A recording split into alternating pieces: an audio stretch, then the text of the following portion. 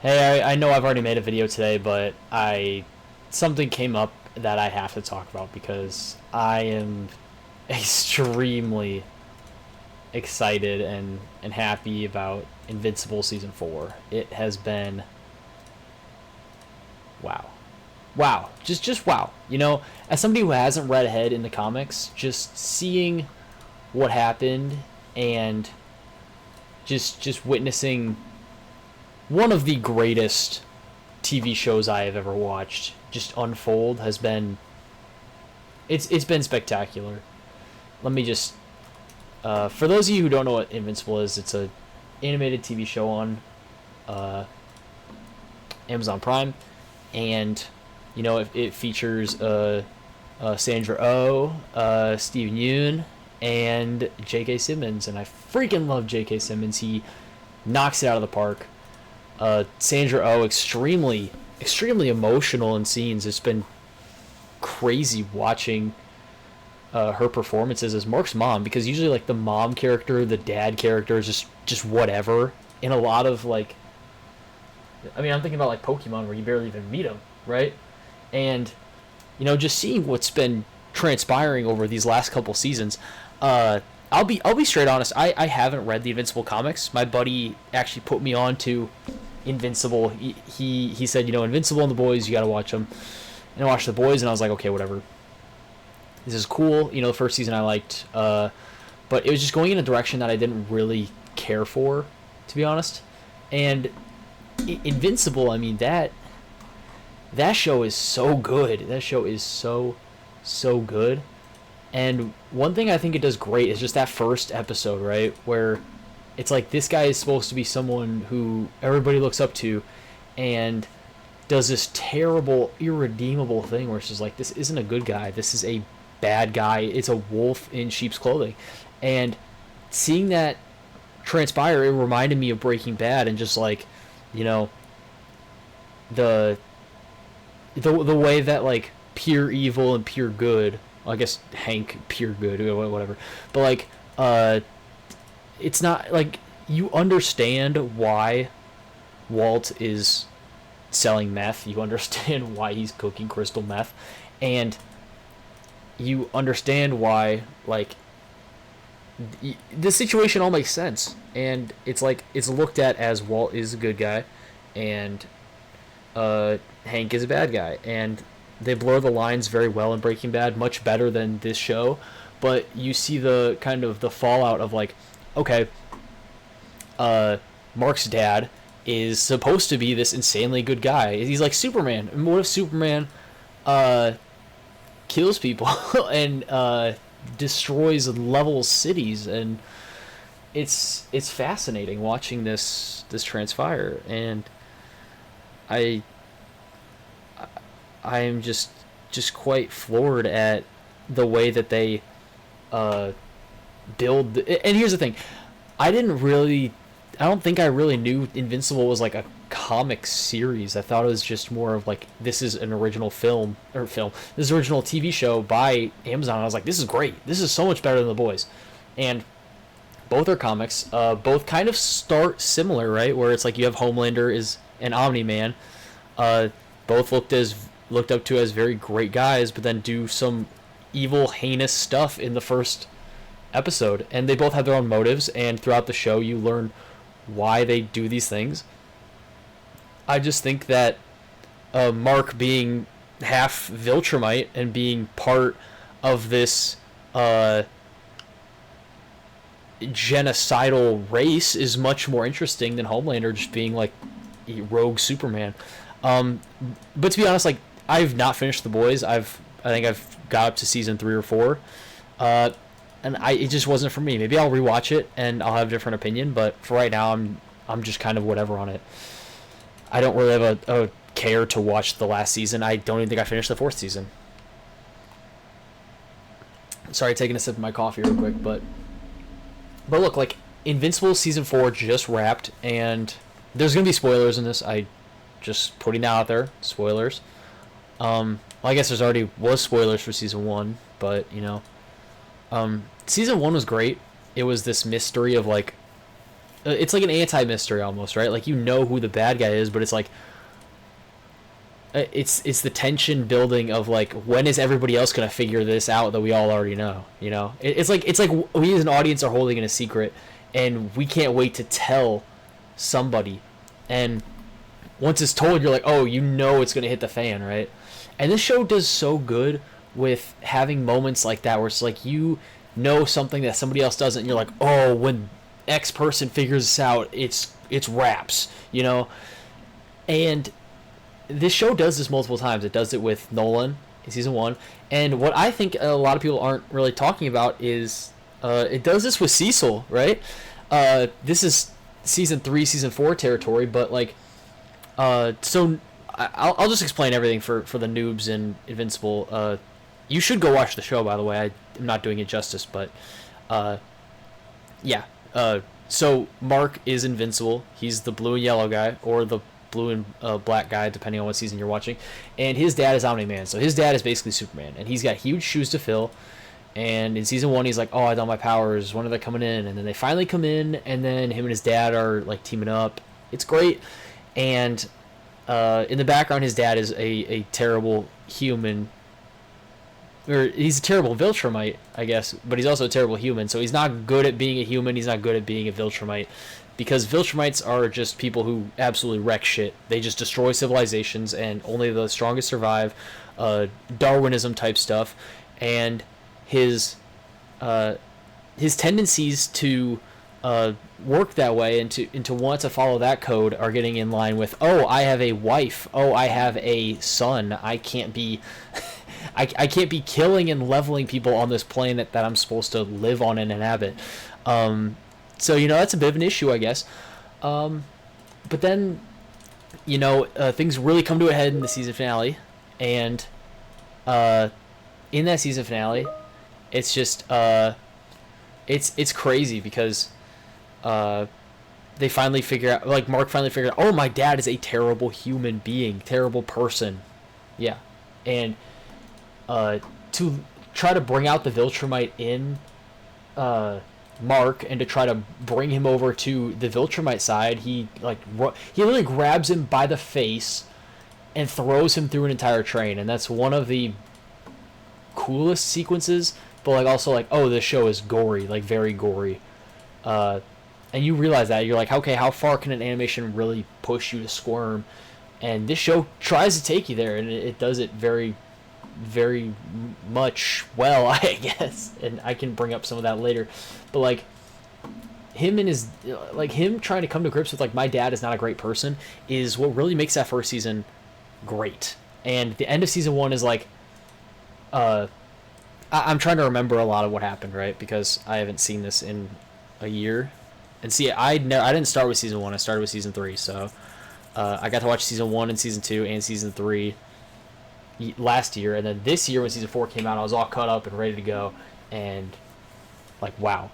And just amazing 3 seasons. Season 2, I guess, is a little hit or miss, right? But anyways, like, the end of season 1, like I was saying, Mark's dad and him fight, and like, Omni-Man could just murk his son, but he remembers, he's like, oh yeah, this is my son that I spent years and years loving and appreciating on planet Earth. Why would I destroy that for the Viltrumites, when it's just like, yes, I'm supposed to be loyal to them, but it's like, what? Like, they didn't live here with me for the last 20 years. Like screw this noise. So he goes and decides, like, you know what, I'm gonna let Mark live. I need to get off this planet because I'm ruining my social life. I'm destroying this planet that I come to love. And it's really just a great change in character for Omni-Man, for Nolan. And he is the most compelling voice actor, I believe, in the whole series. I think he is the most compelling character. This bad guy who has this bad blood in him, but, you know, gets very attached to the human race. And he's like, well, this is my bloodline. This is who I am. Versus this is what's going on now. Like, this is where I've been the last 20 years. This is who loves me and cares for me. And just seeing that has been, it's been great. And that was touched on a lot in season 1, of just him being split between the two. And season 2 is Nolan slash Omni Man. I'll use him interchangeably, but it's him just kind of being in exile. He's like, okay, like this world doesn't want me, and I know Viltrum will not want me because they wanted me to like destroy Earth. Basically, that was kind of his. I think that was their intention in the beginning. I would have to go back to figure it out, but anyways, in season 2, you see Mark developing into his Viltrumite side, because remember, he is the son of Omni-Man, but he's also the son of Sandra Oh's character, Debbie, which is Mark's wife in the first season. Well, in all the seasons. Well, no, kind of just in the first season. But he calls her his pet, right? Like, he says that, like, you were nothing more to me than just a pet. And, like, that's crazy. That's crazy. Like, he just didn't even treat her as who she was. And, like, she basically raises Mark the whole time while he's out, whatever. So he's just kind of a deadbeat dad. And, he's like, whatever, I gotta go. I gotta get off this planet. And while he's off this planet, he goes and has a kid with another girl on a whole different planet. So we then have Oliver. And Oliver is the son of Omni-Man and a Thraxan woman, which I'm kind of forgetting her name. But yeah, I mean, he's like, whatever, I'm gonna go somewhere else. And like this other girl has like, she's like accepted Omni-Man as like, okay, as a Viltrumite, I'm pretty sure. Again, this was a year ago, so I'm kind of trying to remember most of this, but she was like, okay, whatever, and they have a kid, and Oliver is brought back to Earth. I kind of forget why they... You know what, this is actually a great test as to how good the show was, where if I could actually remember it after a year. But I just know Mark and Oliver live together, and I kind of forget why he didn't just stay on Thraxa, but yeah, I'm kind of muddying the details on that. And dude, like, these episodes are long, and there's a lot packed into there. So like, there's characters I haven't even talked about, like Donald, Cecil, the whole like gang, Adam, Eve, Amber. Like, there's so many characters I could talk about, but I really just want to focus on these guys for now. But anyways, Mark is dating this girl Amber. She's a normal human, and a lot of people don't really care for her just because like, she doesn't really add much to the plot, I guess. But I guess it does show, like, okay, like, Mark's gonna be a superhuman. He needs to go and be with another superhuman to understand, like, it's like Miles Teller in Whiplash, where he's just like, I can't be with you because I'm into drumming too much. Sorry, twin. But like, anyways, where was I going with this? Right, I was talking about Adam Eve. Why not? Adam Eve, great character, manipulates atoms, pretty self-explanatory. Her and Mark actually get together.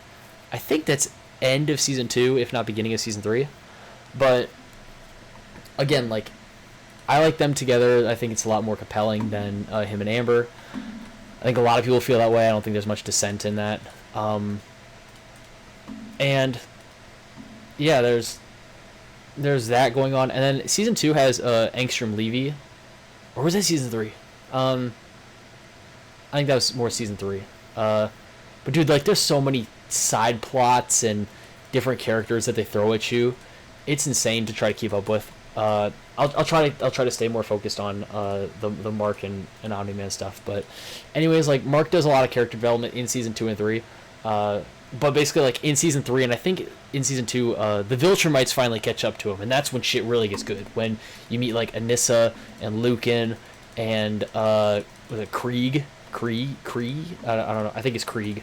But the dude has one eye, and basically you see, like, flashbacks to when these guys are just, like, destroying their own people, and it's like, it's the most vicious stuff you could ever, like, look at, and it's crazy because they will go all in. Like, they do not care. Like, they are nuts to butts. It's crazy. And with this, it's like, okay, these guys are extremely powerful. How are you gonna have Mark beat these guys? How are you gonna have Mark and Oliver team up to beat these guys? How are you gonna have Mark, Oliver, and Nolan team up to beat these guys? And the end of season 3, one of the best fights, right? You've got, and keep in mind, this is still like, Omni-Man and Mark have not seen each other for season 2. haven't seen each other for season 3. Actually, I think Mark has seen Omni-Man in season 2 because that's when he kind of meets Oliver and stuff. But anyways, season 2 and season 3 for the most part, Omni-Man and Mark are just not talking. They are not on talking terms, which makes sense because he threw his whole face through a train and he did almost destroy his son in the most like brutal way possible, and essentially just like what am I trying to say? And let's just talk about end of season 3 because Angstrom, Levy, you don't need to worry about multiverse stuff. Crazy, yes. You should watch the show if you haven't. You should not be taking these cliff notes from me. But just know like there's a lot of other side villains, side characters, and a lot of them do intertwine. Some of them are just like whatever. Like I think Mr. Liu and stuff like that is just like whatever. Who really cares? And then like what was it? Techno Face or something, Techno Blade or no, that's the guy from that's the Minecraft YouTuber, the guy who sounds like Kanye from 808s. I forget his name, but like there's a lot of villains that are kind of forgettable, but like you remember their design and like who they are, but you're like when you look at the grand scheme of things, it's really just Mark, the Viltrumites, Nolan, and Oliver and Debbie and these main characters. Like you don't really think about the Guardians and all these other kind of side plots. They don't really matter. So when I'm trying to describe this, it's tough because you kind of want to talk about them because they fill in like multiple episodes. Like they go into this for multiple episodes, but in the grand scheme of things, like these don't really matter. But I still kind of want to bring them up just to let you guys kind of get a full context of like there's more than just this, because each episode is like an hour long and there's so many episodes packed into these. What is it, like 8 episodes per season? So.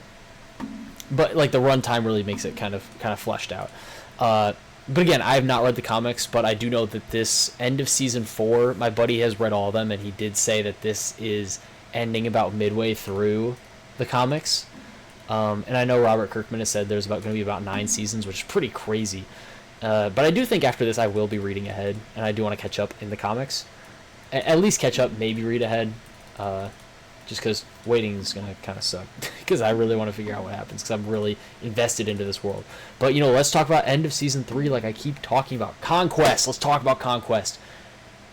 Conquest is fucking awesome. Conquest is fucking awesome. And the best episodes in the show, end of season 3, right? We can all agree on that. When Conquest joins, shit gets real. Shit gets crazy. And I'm a big Conquest guy. He's awesome. And he's just schooling Mark. He is schooling the shit out of him. And Conquest would have... Sorry. I'm trying to think. I'm also... there's something... I'm trying to think about what I want to say here. Like, the end of season 3... Conquest would have schooled Mark. He would have destroyed him. But Adam Eve came in and saved the day. And through the power of love, they win, which is great. And then there's this character, Cecil, and I wanted to bring him up because of this moment. At the end of season 3, he keeps Conquest. Like Conquest died, technically, but Cecil keeps him alive, like just his head. And there's this moment in season 4, right? Because you're like, oh, he's still alive. Well, he's going to come back then. And there's a moment in season 4 where Mark goes into space and Oliver to go fight the Viltrumites, I'm assuming. I'm trying to remember, and I know that this just happened, but it's a couple weeks ago. I'm trying to remember why things happen. I don't really think about it as they're going. I'm just kind of along for the ride, to be honest. But they're off the planet, and Cecil makes a comment. He says, "Thank goodness all the Viltrumites are off the planet." And when you hear that, you're like, "Oh shit!" Because you know that Conquest is still on planet Earth, but now that he said that, it means he's not anymore. So you're like, oh shit. So Conquest gets released, and dude, Conquest is a fucking badass, and that makes for the best episode in season 4, because season 4 starts, in my opinion, a little okay, this is fine. At the end of season 3, was it end of season 3? No, beginning of season 4. No. Midway through season 4. Sorry, guys. We hear that Eve is pregnant, and that's a big plot point. And so that's episode 3-ish, I believe. And episode 1 and 2, 2 is just a Nolan and Alan the alien. I didn't really talk about him, but he's one of the he's kind of a sidekick to to Nolan. They have a little buddy comedy moment, and a lot of people love that episode, but I was like, okay, this kind of seems like filler while they're just searching for how to defeat the Viltrumites. I didn't really mess with it. Maybe it's because I'm more of an action guy, and I think if I rewatch it, I'll like it more. But I did like the pacing, and I think they did do a lot of things in a rather short amount of time, so I guess that is reasoning for why it's a good episode. But then there's like the episode 4 that everybody does not like, where they go to hell. There's also this guy, Damien Darkblood, who's literally like he's like Hellboy, where he's just in hell, and, like he's like a demon, right? And they bring him to Earth, they summon him, and they have like everybody has to go to hell. Literally, Mark has to go there to help destroy. You can tell how much I really pay attention to these episodes. To destroy like somebody who's like messing with the devil, like she's trying to take over hell. I'm pretty sure. So I should just rewatch the whole series again. I think here's what I'll do. I'll probably read the comics, rewatch the season, and then that'll be enough preparation for season 5 next year. But anyways, yeah, like it's this whole hell subplot where he's down there, and nobody really liked it. I thought it was just like, this is fine, but like it was a filler, right? Nothing really happened, nothing really got developed, and it's really that like next episode where you can tell that like it's gonna get deep, it's gonna get crazy.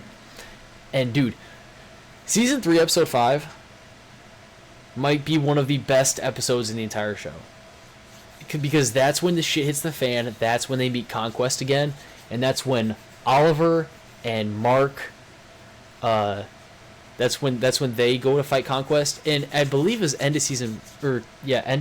of episode 4, where they reunite with Omni-Man finally. So like after a season of nothing, right? And I think even this season, or like most of season 2, you don't really see Mark and Omni-Man together, but it's like, oh, hey Dad, you know, you're one of the bad guys.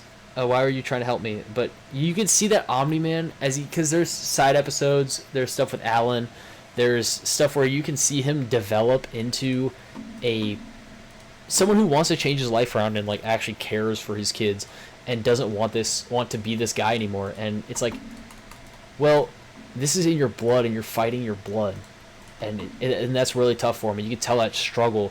And through these different episodes, you can see him be trying and wanting to become a better person. But what the show does so well is like, it doesn't let you forget that like you literally murdered so many people. You are not a good guy. You will not get off scot-free. You are not just gonna let this slide. So you've got Debbie and Cecil. Like Cecil's afraid of Nolan.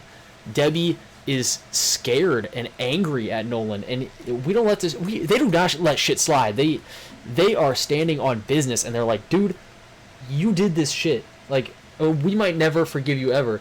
And it's cool that the show really stands on that and is like, no, we're not letting that shit slide. So I really appreciate the show doubling down on those sorts of topics, because it makes sense. Like, I'm not forgiving you after you leveled cities and killed people. Like, what the hell? It just wouldn't make sense. But by holding him accountable, it makes the show feel all the more real. And anyways, let's get back to this Conquest thing, right? Because everybody's teamed up, everybody comes together. This is the culmination of so much work during both seasons, and you see all these Viltrumites fighting, and you see Mark and Oliver and Nolan all teaming up. You see Alan going in there and fighting, and it's great. It's so much. It's so good, guys. It's so good. And the thing that people rag on is the animation. I'd never really watched anime like that, so I don't have much to compare it to. I think it's serviceable because the voice acting is so well done, and the story is so compelling, and you just want to see what happens next. So you just continue to watch, and you're like, this is still peak. Even though the animation is like moving images, like right, like PNG sliding, like people like to say, it's still peak. It's still peak, especially for the fights. They really level it up to like what it should be. But guys, this show's amazing because Oliver's like a teenager, right? And you see him going up against Conquest, who's like this super strong Viltrumite who loves just killing. Like, he just loves killing people. It's crazy. And you watch that in that first Mark fight where he's like destroying Invincible. Like Uh, you're like, what the hell? How is he gonna live this? But I mean, he's invincible, obviously. And there's a lot of moments where you're like, how the hell is he gonna live this? But you gotta remember, he's part Viltrumite. He's very strong. And I had that moment this season too, or in this season also, with Omni-Man, which I'll get to later. But this first Conquest fight is amazing, and you can see Oliver try to solo Conquest, and you're like, brother, what are you doing? Like, you watched, well, we watched Mark get his shit rocked the last season, and him and Adam Eve almost fucking died, right? Like, they almost got kaputzed right there, just flatlined. And you see Oliver try to go in solo, you're like, dude, you are 13, back up, let the grown-ups talk.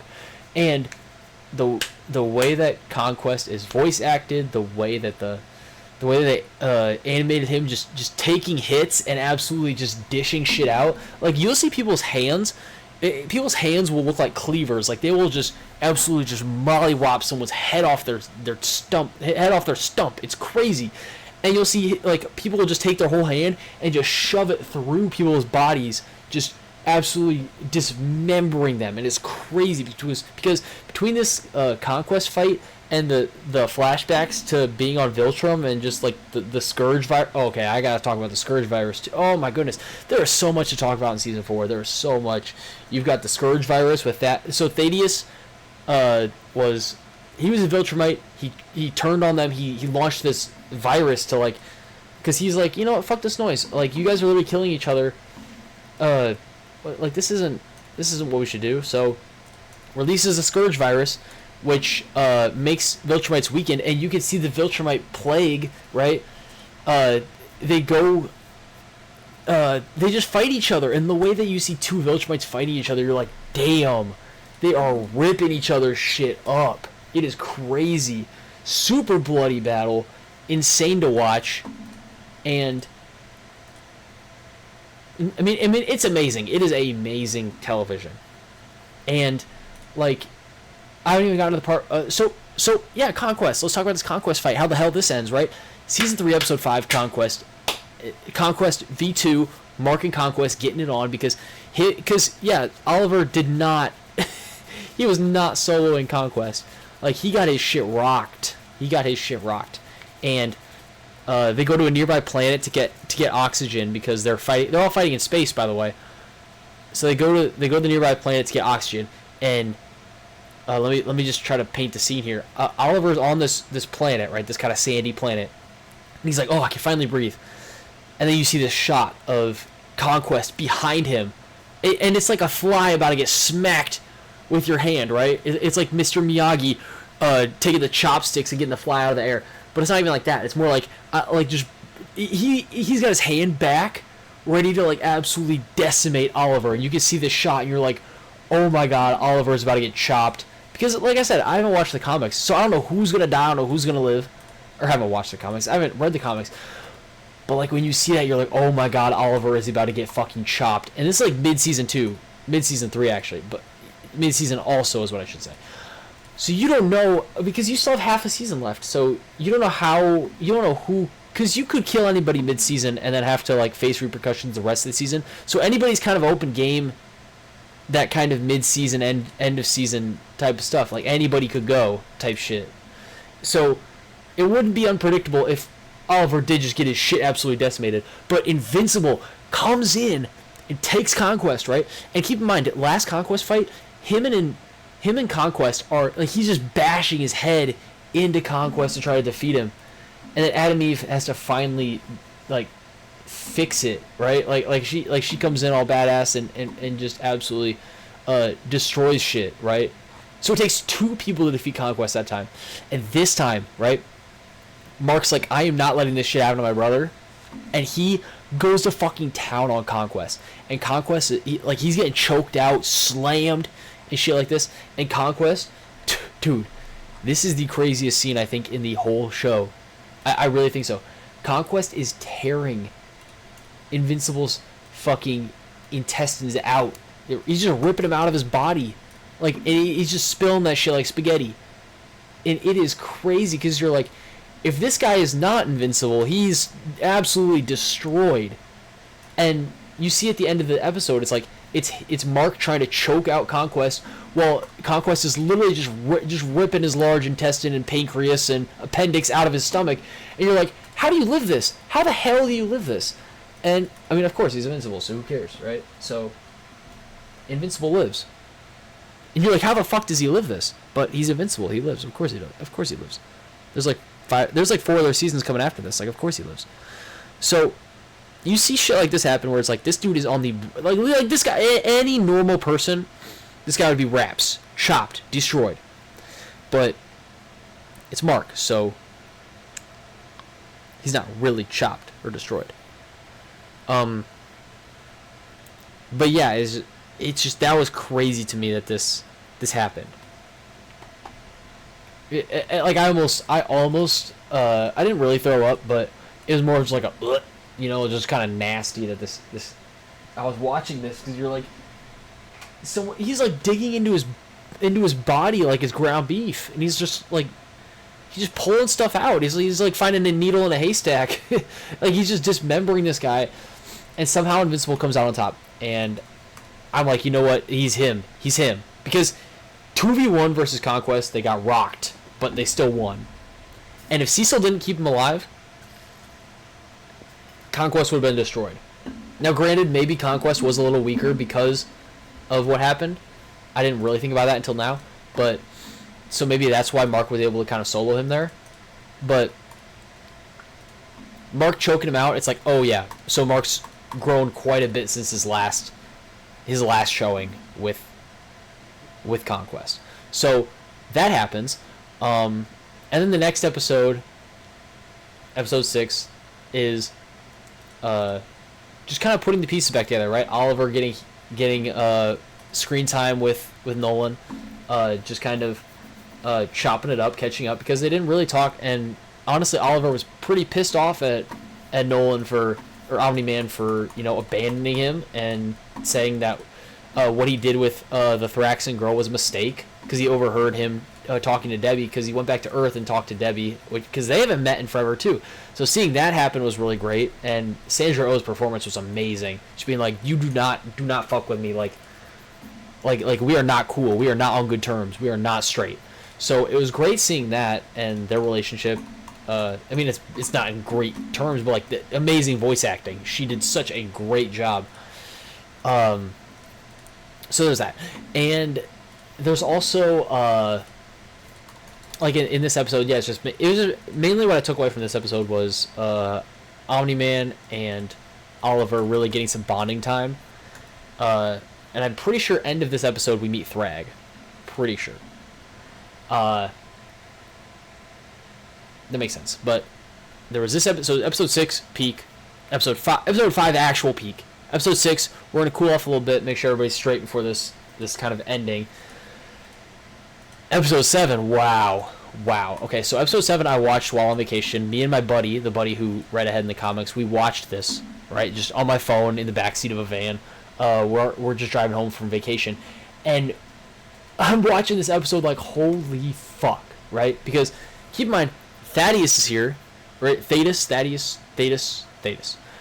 is there, and he's teamed up with them, and they have this guy called Space Racer, and they've got this girl named Tech Jacket, and you've just got a bunch of people finally teaming up, and you see them in like the episode 2 where it's Nolan and Alan just trying to find weaknesses to the Viltrumites.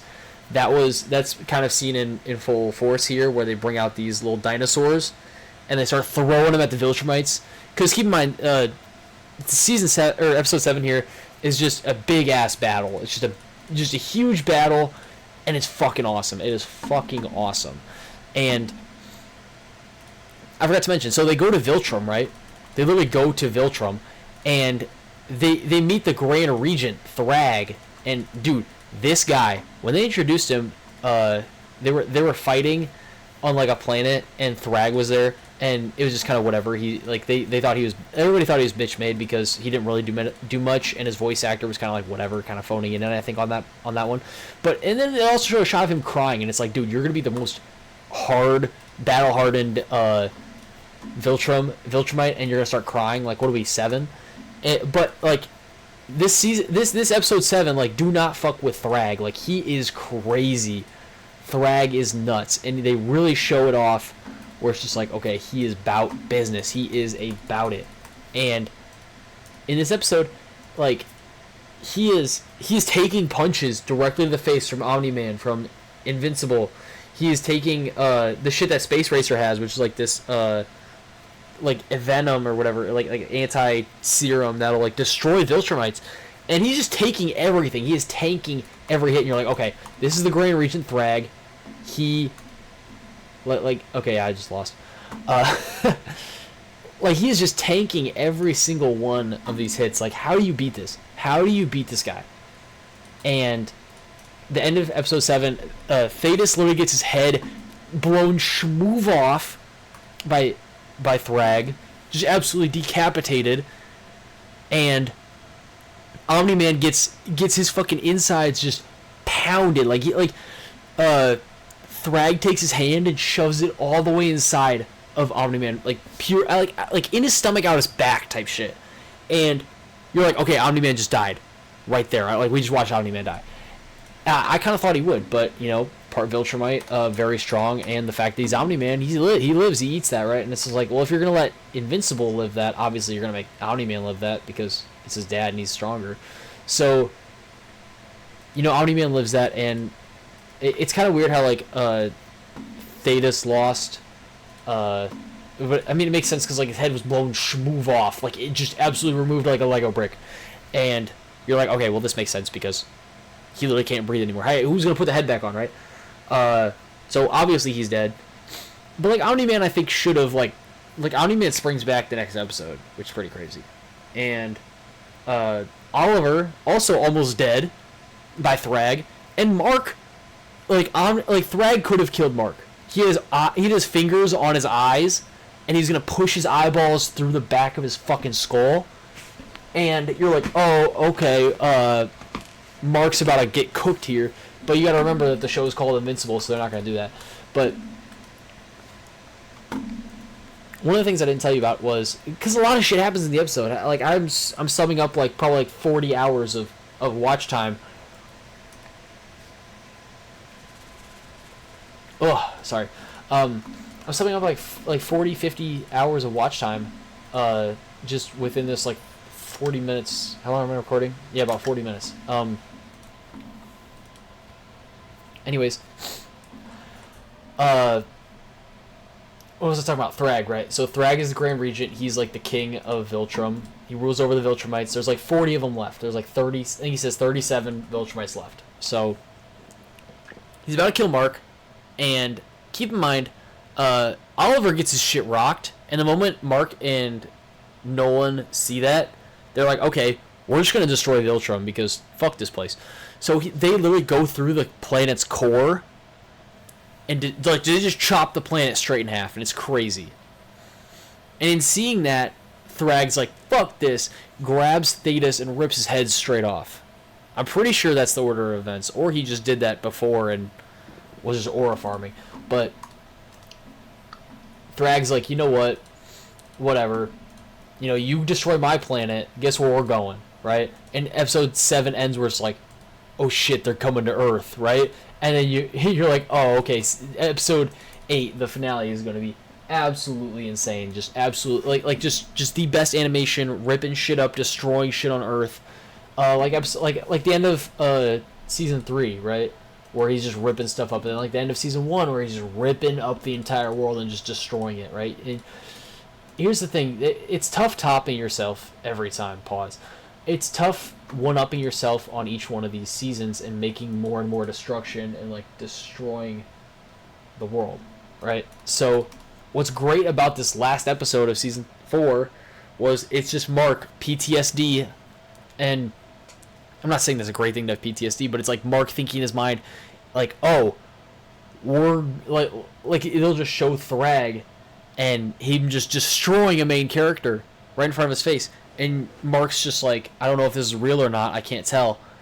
And this happens probably like 3 or 4 times. This happens with Debbie. This happens with William, which is his friend. This happens with Adam Eve. This happens with Cecil. But it's like, dude, he's not actually there. What I kind of interpreted at the beginning was like these are different realities where Thrag is in them and he's somehow tapping into it. And I thought Thrag was gonna be like, yeah, I literally because they did multiverse stuff the season before, but I thought Thrag was gonna be like, yeah, I went to every single dimension, I destroyed every single Earth in every dimension, and yours is now the final one, so you have nowhere to run. I thought there was gonna be some tough shit like that.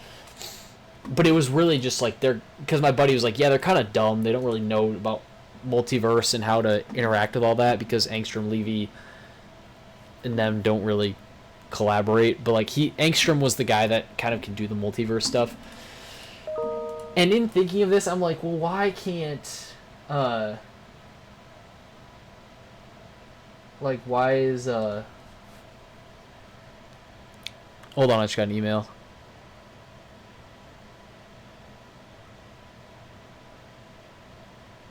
Okay. Sorry. What was I talking about?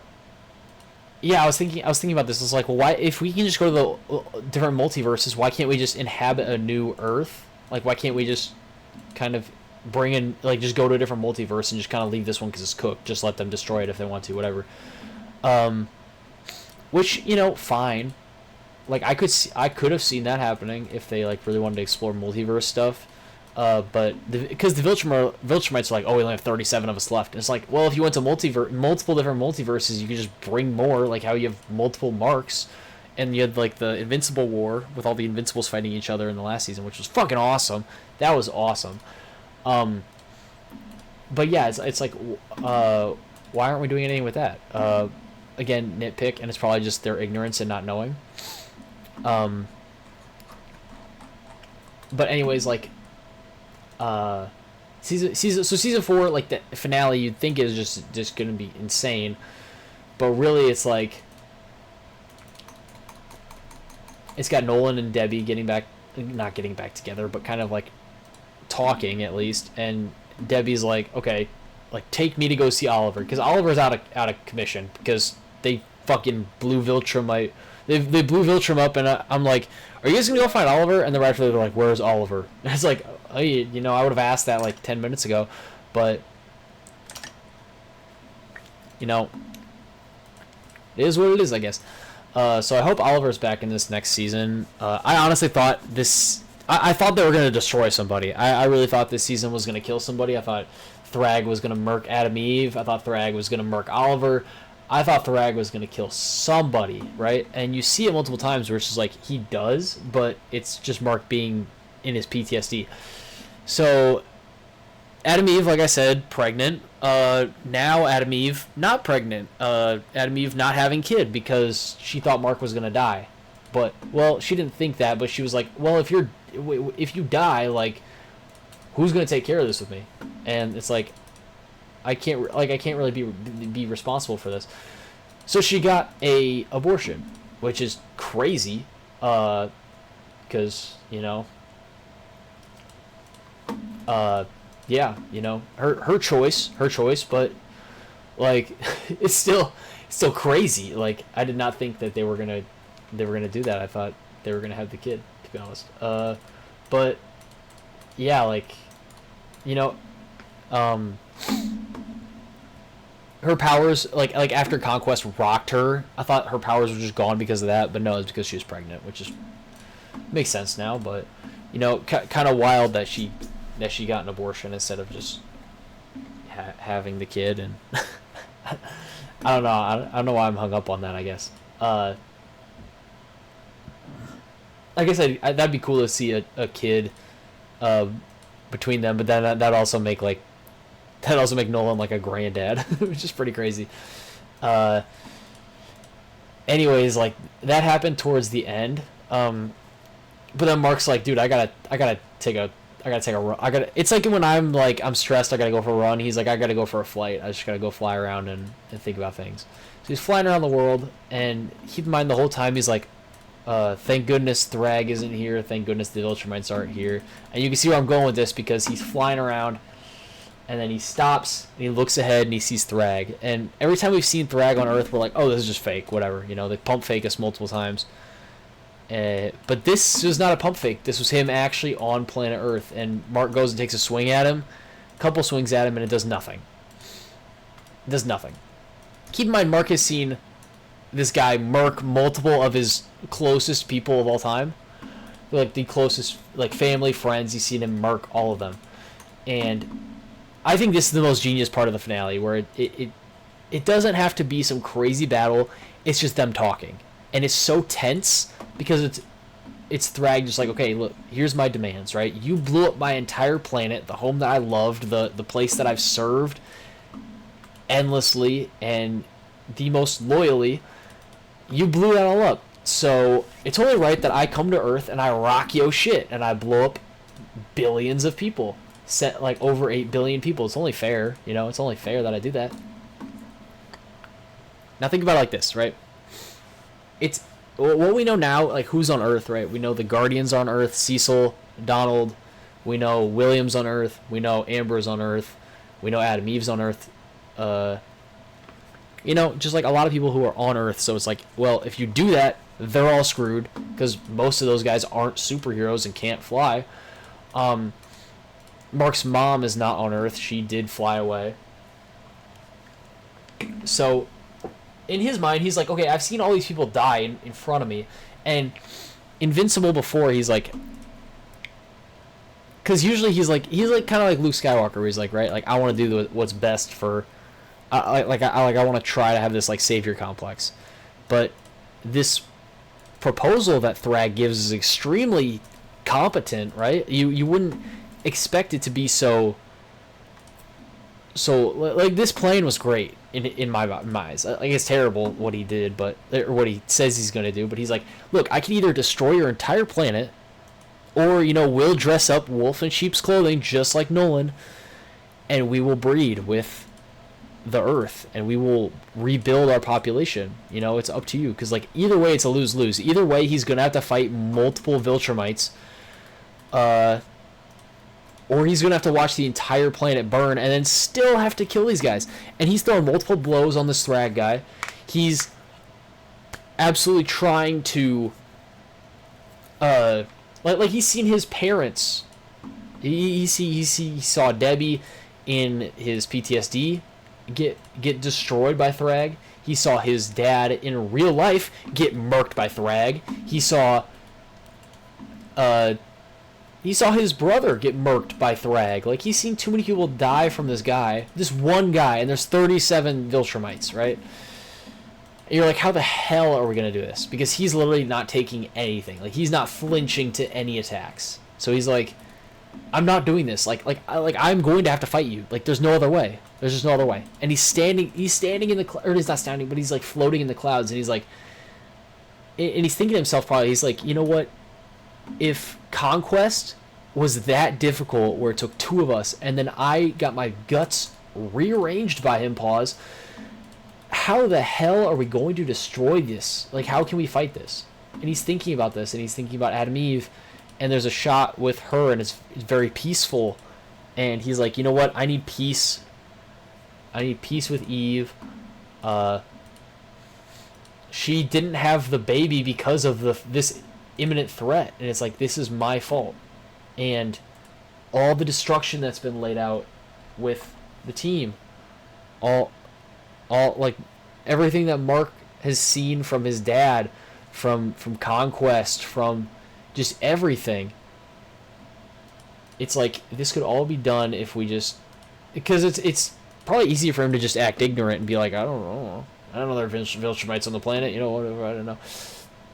But anyways, he says, you know what, I'll agree to your terms. And it hurts hearing this. It hurts hearing him have to admit defeat after everything he's gone through with Conquest, you know, destroying Conquest and then realizing there's somebody like 12 times as difficult as him waiting for you around the corner. Fucking's gotta suck. Because, like, again, if this guy was anything but invincible, he would get his shit rocked and be dead instantly. And he's like, I don't want to watch my mom, my dad, my brother, and then the whole planet suffer from this. So the only thing that I can do is give in to this guy's demands. That's the only thing that I can do. And so that's what he does. That's what he does. And the season ends on this dark note where it's just like, yeah, I have to give in. I have to give in to his orders. And it sucks, right? It's like the loss. But what's great about this show is that you think all hope is lost, and then we cut to Alan, right? Because Alan is now the new leader of the kind of rebellion faction of Mark and everybody else, and he gets a message from Thaddeus, right? The guy who did the Scourge virus, and he basically said, "Look, like, I have some extra Scourge virus. If you want this, we need to destroy these Viltrumites. If I'm dead, and you're listening to this, it means we need to destroy these guys. But the problem is, Mark and Omni-Man are also Viltrumites, and they will die from the Scourge virus. So, how do we kill every Viltrumite with the Scourge virus, but keep, like, them and Oliver alive?" And that's why Thaddeus was like, I would have done this much sooner, but it's like, I don't want to destroy these guys. But if I'm dead and these Viltrumites are and kill me, like, it's probably time we launch this thing. So next season is going to be insane. Just thinking about it like that, like thinking about the Scourge virus and pitting Alan and Nolan against each other with it. Seeing how that's going to go through with Mark and Oliver I'm excited. And I haven't read the comics. I think I'm going to read ahead, right? So I'm prepped for season 5. I'm going to at least read up to season 4 and then rewatch it. I'll at least do that. Maybe read season 5. I don't know what it'll cover, so I don't really know when to end, though. So I might just keep reading. Because I would love to get the books, the compendiums. But yeah, I think I've talked enough probably. How long is this? Dude, I've been recording for 50 minutes. This is going to be my longest video, but I had to tell you about Invincible Season 4. There's so much going on in this show. It's so good. I got my dad watching it. My buddy's watching it. Like, it is great. It is a great, great show that I recommend everybody watch. It's very gory, so there is that, but it's like, it's a cartoon. So to make things really have weight, you got to kind of give it gore and, like, reason. But, like, not even just that, it's the voice acting, really, and the story that carries this show that I think makes it so special. And, like, I'm going to look back and, like, this is, I would say Invincible right now, easy top 10. Easy top 10 show of all time. Because, like, you've got Breaking Bad up there for me. You've got Invincible. For me, How I Met Your Mother's up there. I've watched that so many times. It has taught me so many lessons. I was always big How I Met Your Mother over Friends type of guy. What else would be in there? I was thinking maybe Clone Wars, but first 2 seasons are just no. Lost could be there. I need to finish it. I'm watching through Sopranos, but it's like, it's all right. It's not really getting as juicy as I think I'd want it to get. Trying to think of other TV shows.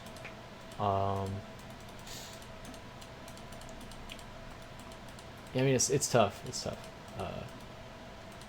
But yeah, I mean, those would probably be my main ones. But I definitely think Invincible Season 4 was great. A huge step up from Invincible Season 2. And I think it's slightly better than Season 3.